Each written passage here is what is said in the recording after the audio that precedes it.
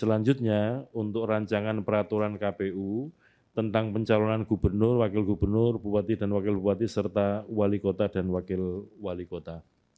Mohon teman-teman operator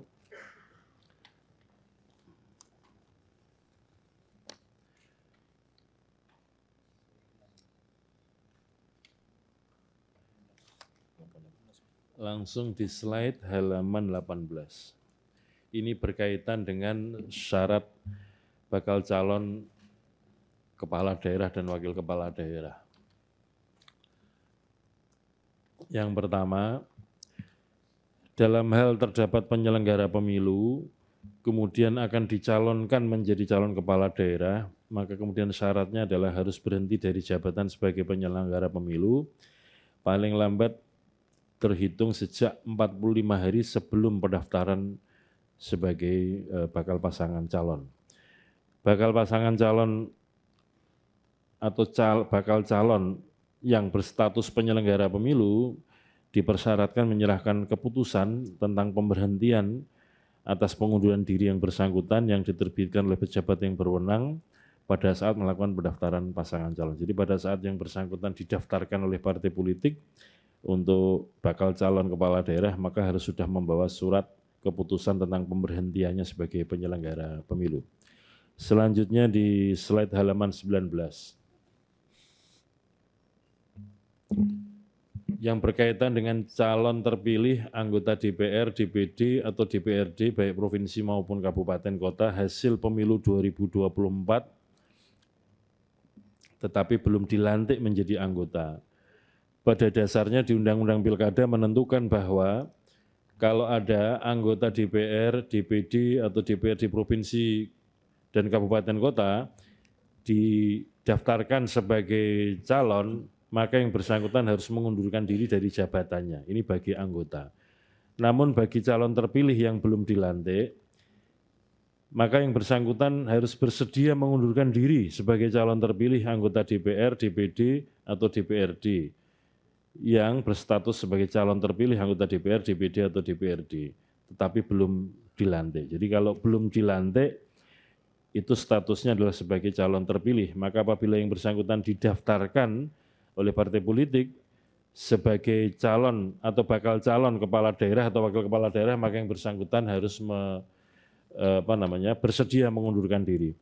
Syarat atau dokumen yang diperlukan, yang dipersyaratkan adalah menyerahkan dokumen paling lambat 5 hari sejak penetapan pasangan calon, surat pengajuan berupa surat pengajuan pengunduran diri sebagai anggota DPR, DPD, dan DPRD terpilih. Kemudian yang kedua adalah tanda terima dari pejabat yang berwenang atas penyerahan surat pengajuan pengunduran diri tersebut.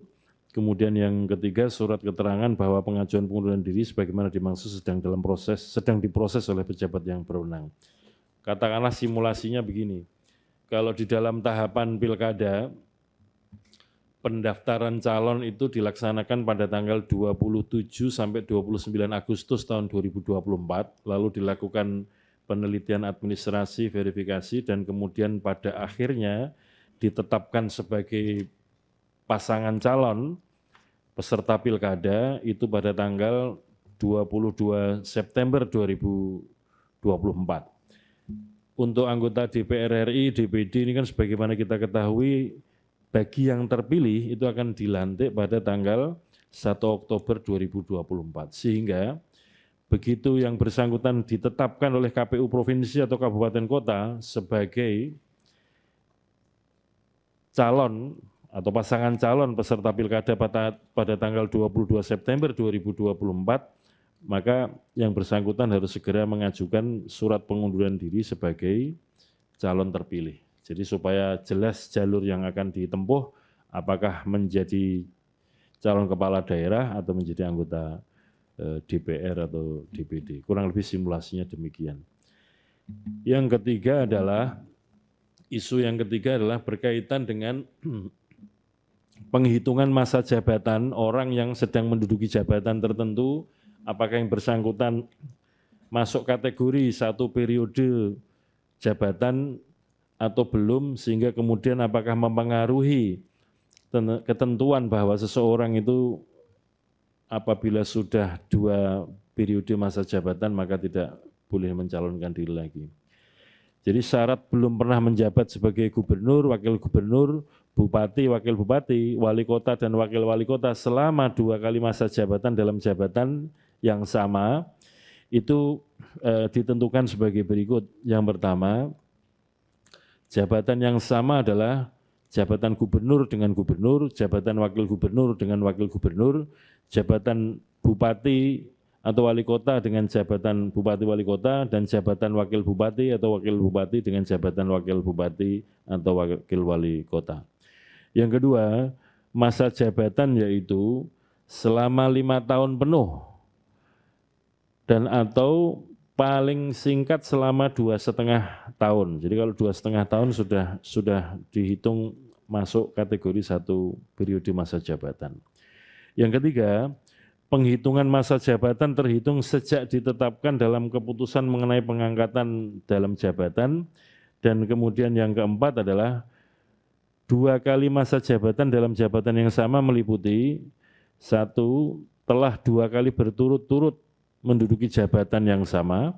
Kemudian yang kedua, telah 2 kali dalam jabatan yang sama tapi tidak berturut-turut. Atau yang ketiga adalah 2 kali dalam jabatan yang sama, di daerah yang sama, atau di daerah yang berbeda. Jadi misalkan ada pasangan kepala daerahnya katakanlah terkena masalah hukum, kemudian yang setelah statusnya sebagai terdakwa itu dinonaktifkan atau diberhentikan sementara, maka kemudian yang menjalankan tugas-tugas sebagai kepala daerah adalah wakil kepala daerah tersebut sebagai penjabat sementara atau pelaksana tugas. Maka begitu wakil kepala daerah itu menjalankan tugas sebagai bupati, itu sudah masuk hitungan bahwa yang bersangkutan pernah menduduki jabatan sebagai bupati atau kepala daerah.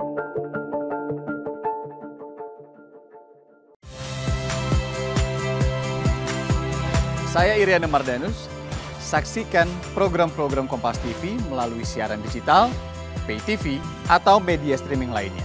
Kompas TV, independen, terpercaya.